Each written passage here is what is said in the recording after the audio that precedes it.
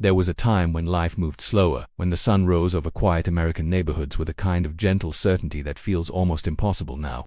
If you grew up in the 1950s, you remember that world not from books, not from documentaries, but from the pulse of your own childhood. You remember the way mornings felt before the rush of the modern world, the way the air carried the scent of fresh coffee, dew on the grass, and the faint sweetness of laundry drying on the line. Life didn't come in pixels or notifications. It came in moments. It came in warmth. It came in the steady rhythm of days that felt as if they would last forever. In those early years after the war, America was rebuilding itself not just in buildings and highways, but in spirit. You could feel that hope in every neighborhood.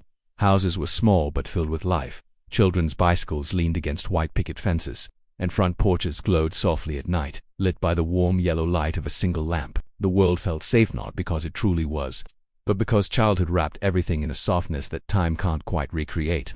If you were a child then, mornings started with the thump of a newspaper hitting the porch and the rattle of the milkman's truck making its way down the street. You can still hear the clinking of glass bottles against one another, the sound echoing through the still air as the sun climbed slowly over the rooftops. Inside, mothers worked quietly in the kitchen, aprons tied around their waists, humming along to a Perry Como or Doris Day song drifting from the radio. Fathers adjusted their ties, sipped their coffee, and folded the morning paper under their arm before stepping out into the world. Kids didn't need alarms. The day itself woke you. The warmth of sunlight across your face, the smell of breakfast cooking, the distant laughter of another child down the block, it was enough. You'd grab your metal lunchbox from the table, slip your arms into the sleeves of a jacket someone had probably hemmed by hand, and head out the door with a kind of unshakable confidence that only childhood can give. School meant walking, sometimes a block, sometimes several, but it didn't matter. You walked with friends, or siblings, or even alone, and the sidewalks felt like a pathway to the entire world. Trees arched overhead, leaves whispering in the morning breeze. You kicked rocks as you went, or traced shapes in the frost, or sang whatever tune had been stuck in your head from the radio that morning. And when you finally reached the schoolyard, it buzzed with life, lunch pails clanking, jump ropes hitting the pavement, the squeal of the metal swing set heating up under the rising sun. Classrooms smelled of chalk and polished wooden floors. The teacher's handwriting on the board was as familiar as a friend's face, curled and precise, crafted from years of repetition. You recited the Pledge of Allegiance with your hand over your heart, not fully understanding the words, but believing in the promise of them anyway. When the bell rang for recess, it felt like the whole world opened up. You ran until your lungs burned and your legs wobbled beneath you.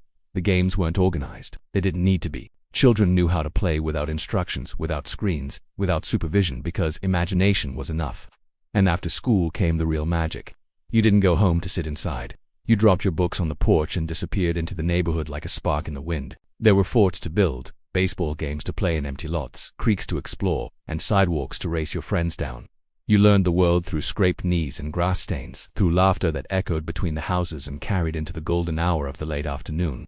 Dinner was a ritual, one that pulled you home no matter where you were. You could hear mothers calling their children from open windows, their voices drifting through the evening air like a familiar tune. You'd hop on your bike, pedaling fast as the sky turned the soft orange pink that only 1950s summer evenings ever seemed to have. You walked inside to the smell of pot roast, mashed potatoes, fresh rolls, or maybe a casserole pulled straight from the oven. Families sat at the table together, not because they had to, but because that was simply what people did.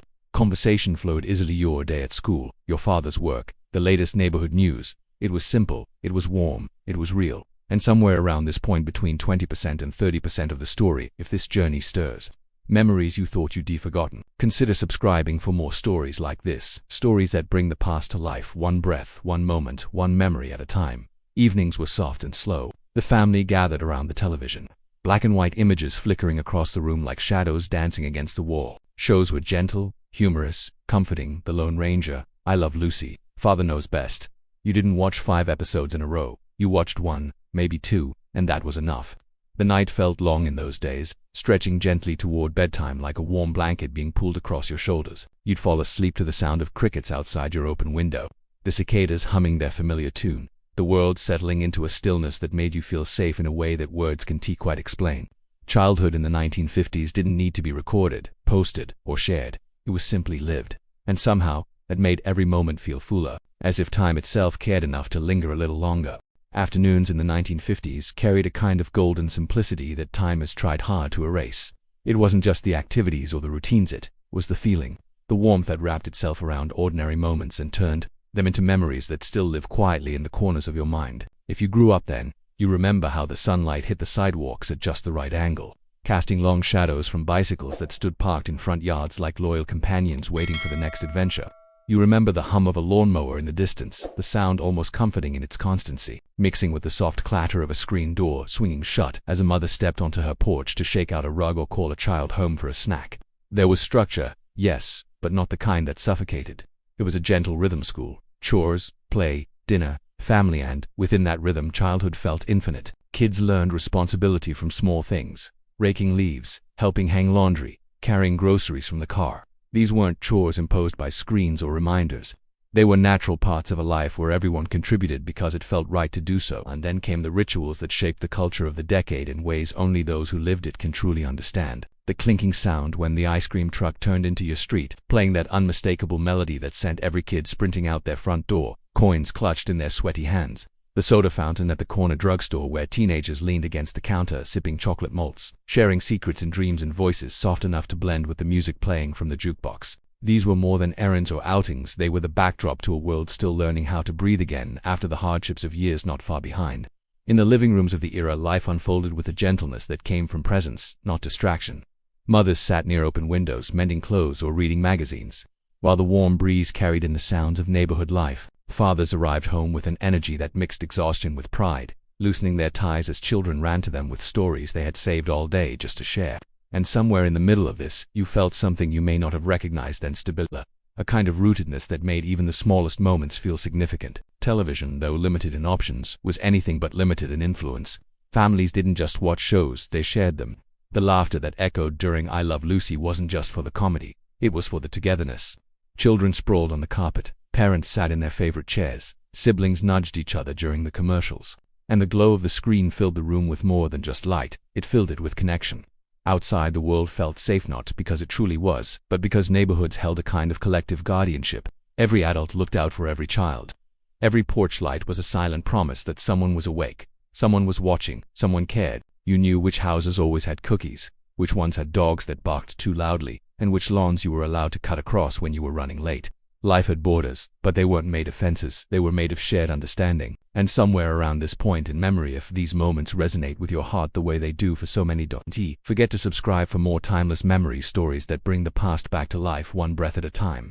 Even trips beyond the neighborhood carried their own special texture. Riding in the family car with the windows down, the warm wind rushing through your hair as the AM radio played soft melodies, gas stations with attendants who greeted you by name, cleaned your windshield, checked your oil, and wished you a good day with a sincerity that lingered. The glow of neon signs at diners along small highways, the smell of burgers grilling, the sound of laughter spilling into the parking lot, these were the small punctuation marks that shaped the long, slow sentences of everyday life. And then there were weekend rituals like the Saturday morning line of fathers washing their cars and driveways, shirt sleeves rolled up, radios playing softly from open garages. Kids rode their bikes in lazy loops around the block, calling out to one another, trading marbles or stories or plans for the afternoon. Mothers hung sheets on clotheslines that fluttered in the warm breeze like white flags of domestic peace. Everything felt calm, dependable, almost sacred in its consistency. Even the simplicity of shopping had a charm modern life can't replicate. You didn't click anything. You walked, you browsed, you talked to the butcher, exchanged pleasantries with the cashier, maybe paused to say hello to a neighbor who happened to be picking up flour or milk at the same time. Stores smelled like real things: fresh produce, newsprint, warm bread, not plastic or packaging. And at the heart of every day, every errand, every quiet moment, was a kind of American innocence, fragile, imperfect, but unbelievably warm. A feeling that the world made sense, that people meant what they said, that tomorrow would be just as steady as today. Life wasn't perfect in the 1950s, but it was real, and that reality is something time has tried to erase, but memories refuse to surrender. Evenings in the 1950s carried a softness that wrapped around the neighborhood like a familiar blanket. As the sun dipped behind the houses and the last streaks of gold faded from the sky, the world seemed to slow down in a way only those who lived it can truly understand. Porch lights flickered on one by one, warm and steady, casting gentle halos across neatly swept driveways. You could smell dinner drifting from kitchen's pot roast, biscuits, fried chicken, the comforting scent of something baking in the oven. It was the hour when families returned to the heartbeat of their homes, gathering not because they were told to, but because that's simply what evenings were made for. You knew the rhythm by heart. You washed your hands in cold tap water, drying them on a towel your mother had probably embroidered by hand. You took your seat at the table, where the dishes clinked softly and conversations unfolded in gentle waves. Parents talked about their day. Children shared the small victories and adventures that had made up their afternoons. And everyone listened, not half listened, not distracted, but truly listened. The world outside the window grew dim, but inside everything felt bright with presence. After dinner, dishes were washed by hand, the warm sink water steaming slightly as it filled the kitchen with its familiar fog. Someone washed, someone dried, someone put things away. It wasn't a chore, it was a quiet ritual, a moment of closeness. And once that was done, the living room called everyone in like a soft voice from another room. The television flickered to life, the black and white glow reflecting off polished tables and framed family photos. Shows weren't background noise, they were events. You waited all week for your favorites, and when they finally came on, you watched them with full attention. Laughter rising from the room like sparks from a campfire. There was something magical about that glow, the way it brought everyone together, the way it made the living room the center of the universe. You can still picture the furniture, the sofa with its patterned cushions, the lamp with the shade that cast warm circles on the wall, the heavy wooden television set that felt more like a piece of the house than a machine. Children sprawled on the rug, parents settled into their favorite chairs, and even the family dog found a place to curl up nearby. It was quiet, peaceful, the kind of togetherness the modern world keeps trying to replicate but never quite captures. Outside, the night took on a life of its own. Crickets chirped, cicadas hummed, and the street light at the corner buzzed softly like a guardian watching over the quiet street. Kids played tag in the last minutes of dusk, fireflies blinking in the tall grass as if the stars had fallen to earth for just a moment. You knew it was time to head home when your mother called your name from the porch, her voice echoing just enough to remind you that no matter where you roamed, you belonged somewhere.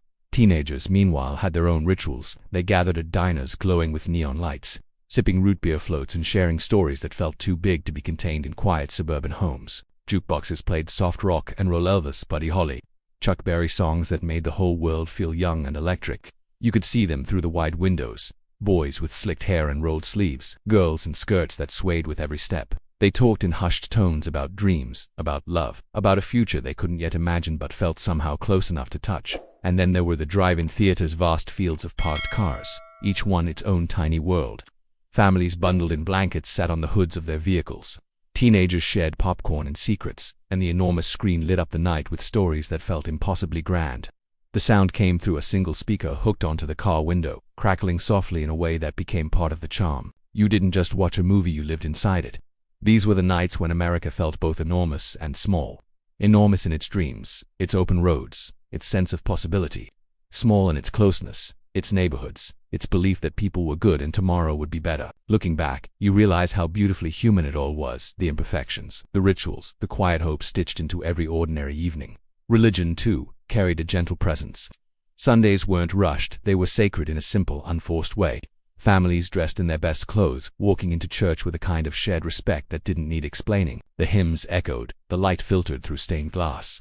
The pews creaked softly under the shifting weight of generations. Afterward came family dinners, laughter, and stories told by grandparents who remembered times harder and harsher, their voices filled with wisdom and warmth. Schools fostered community, not competition. Teachers knew your name, knew your parents, sometimes knew your grandparents. Report cards were handwritten, lunches packed in metal boxes decorated with rockets, cowboys, or cartoon characters. And recess, so the freedom of recess felt like a universe where time paused long enough for you to feel invincible. And through it all, there was the soundscape of the era, the muffled hum of radios playing softly in kitchens, the distant whistle of a passing train, the gentle clack of a typewriter in a room down the hall. Sounds that belonged not just to the decade but to the rhythm of American life itself. As the world outside shifted, new highways being built, new cars rolling off assembly lines, new dreams taking shape, families clung tightly to the traditions that made them feel grounded. Life wasn't measured in data or notifications. It was measured in dinners shared, chores completed, sunlit afternoons, the laughter echoing through open bedroom windows, the scent of pine from freshly decorated Christmas trees, the sound of wrapping paper being torn on birthdays. Everything was slower, everything was softer, everything felt more human. There comes a moment in every memory when time seems to fold in on itself, when the present grows quiet long enough for the past to rise gently to the surface. And if you grew up in the 1950s, that moment comes more often than you admit. Sometimes it's the smell of rain on warm pavement. Sometimes it's the distant sound of a train at night. Sometimes it's a song, one single note that opens a door in your mind you thought had been closed forever. And suddenly, you're back there again. Back in the warmth of a house that felt like the entire world. Back in a neighborhood where every face was familiar and every name meant something. Back in a time when you could sit on the porch with your elbows resting on your knees, staring out at the quiet street as fireflies blinked in the dark like tiny lanterns guiding you home. You didn't know it then, but those evenings were shaping you, giving you a sense of peace you would spend a lifetime trying to find again. You remember the way your mother's voice sounded when she called you inside, the way your father's laughter carried through the house, the way the kitchen smelled on Sundays when a roast simmered in the oven. You remember the feel of polished wooden floors beneath your bare feet, the hum of the refrigerator in the background, the slow, steady tick of the clock on the wall. These were the sounds of safety, the rhythm of a life that didn't need to rush to feel full. And maybe that's what stays with you most, the slowness, the softness, the space between moments that allowed you to breathe, to wonder, to simply be. Nothing demanded your attention. Nothing pulled you away from the people in front of you. The world wasn't calling you every second of the day. The only things that truly mattered were the ones right there, within arm's reach, glowing with a kind of quiet magic. Life in the 1950s wasn't perfect. No decade ever is, but it carried a humanity and honesty that feels rare now. People looked at each other in the eye. Neighbors knew each other's children. Families gathered around the dinner table as if it were the heart of the home. You didn't take pictures of every moment. You lived them fully. You didn't post your laughter. It echoed freely from one backyard to another. And the strange thing is, the fewer photographs you took, the more clearly you remember it all. Not the dates, not the details, but the feeling. That warm, golden feeling that seems to live somewhere between your chest and your throat whenever you think back on those days. A feeling that makes you pause, that makes you smile, that makes your heart ache just a little. Maybe you remember standing barefoot in your driveway, staring up at the summer sky as the last traces of daylight faded into soft blue. Maybe you remember sitting in the back seat of the family car as your father drove down a quiet road, the windows rolled down, your hair whipping in the wind while the radio played a melody that stayed with you for the rest of your life. Maybe you remember the taste of cold lemonade, the feel of fresh-cut grass beneath your hands, the thrill of hearing your favorite song on the radio purely by chance, as if the universe had chosen that moment just for you. Those are the memories time tries to erase but never succeeds. They cling to you gently, like the scent of summer lingering long after the season has passed. They remind you of who you were, who you became, who you still are beneath all the noise and speed of the modern world. And sometimes, late at night, when the house is quiet and the world outside feels far away, you can almost hear the echoes of that long-lost rhythm, the laughter of children playing tag under the streetlights, the soft murmurs of parents talking in the living room, the distant melody of a song drifting from a neighbor's radio. It's faint now, like an old record played too many times, but it's there. It will always be there, because the truth is simple. You never really leave the decade you grew up in. It shapes you, it holds you, it becomes a lens through which you see the world long after the world has changed. And maybe that's why, even now, your heart stirs when you think of the 1950s, not because everything was easier or better or simpler, but because life felt real, tangible, human. You could touch it, taste it, breathe it in. You lived not through screens but through moments. Moments that time, despite its best efforts, can never take from you. So when the present feels too fast, too loud, too heavy, remember those golden days. Remember the soft glow of a living room lamp, the warmth of a shared meal, the innocence of summer nights, the certainty that tomorrow would be waiting patiently for you. Remember what it meant to belong to a place, to a family, to a moment in history that still glows inside you like an ember that never burns out. Because the 1950s weren't just a decade, they were a feeling, a heartbeat, a world built from values that still whisper through your memories. Kindness, community, patience, presence, love.